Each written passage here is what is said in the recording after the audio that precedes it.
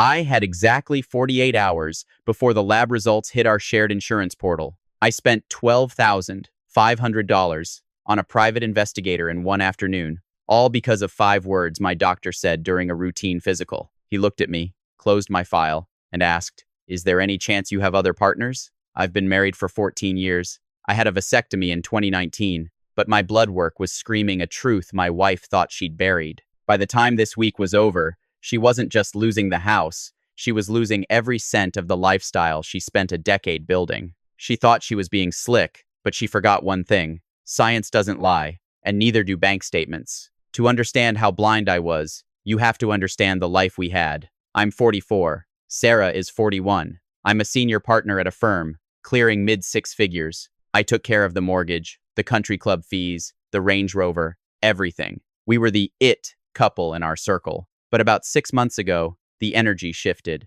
It started with the phone always face down. Then, it was the late nights at her sister's house. I asked her about it, and I got the same old script. You're just being paranoid because you're stressed at work. I wanted to believe her. I really did. But my body knew something my brain wasn't ready to accept. I went in for a standard physical. Cholesterol, blood pressure, the usual. 2 days later, my doctor calls me back in. He doesn't do it over the phone. He tells me to come to the office. When a doctor says, "I need you to come in," your heart drops. I thought I had cancer. I sat in that exam room for 15 minutes staring at a poster of a human heart, realizing my whole life was about to change. He walks in, looks at my chart, and tells me I tested positive for an infection that, based on my medical history and my vasectomy, could only have been contracted in the last 90 days. I haven't touched another woman in 15 years. The math was simple. The reality was a sledgehammer. Now, before I confronted her, I did something most men don't do. I went to a lawyer first.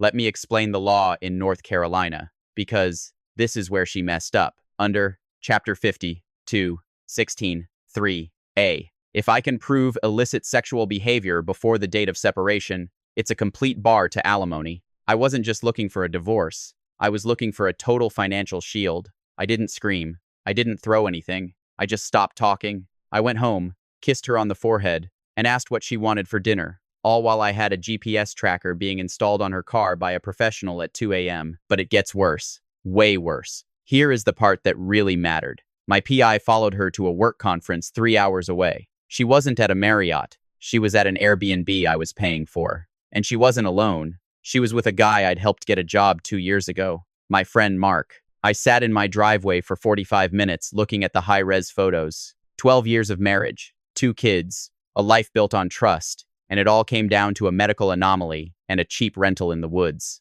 I didn't serve her at home. I waited for her welcome-back dinner with our friends. I sat there, listened to her talk about how exhausting the conference was, and then I handed her an envelope. I told her, "The doctor called. He was worried about your health." Inside wasn't just the lab results. It was the photos of her and Mark, and a copy of the North Carolina General Statute highlighted in yellow. The look on her face wasn't even sadness, it was pure, unadulterated shock that the provider had finally stopped providing. She tried to cry. She tried the, "it was a mistake" routine. I just pointed to the door. No house, no alimony, no Mark, because Mark was fired the next morning for violating the company's morality clause I'd helped write. The truth will set you free, but first, it'll ruin your dinner. She's currently living in a 2-bedroom apartment, and I'm keeping the estate. If your gut is telling you something is wrong, don't argue, don't yell, don't give them the chance to hide the evidence. Go to your doctor, go to your lawyer, and get your facts straight. Science and the law are the only 2 things that don't care about her excuses. Document everything, protect your peace, and never be afraid to look at the blood work. Thanks for listening.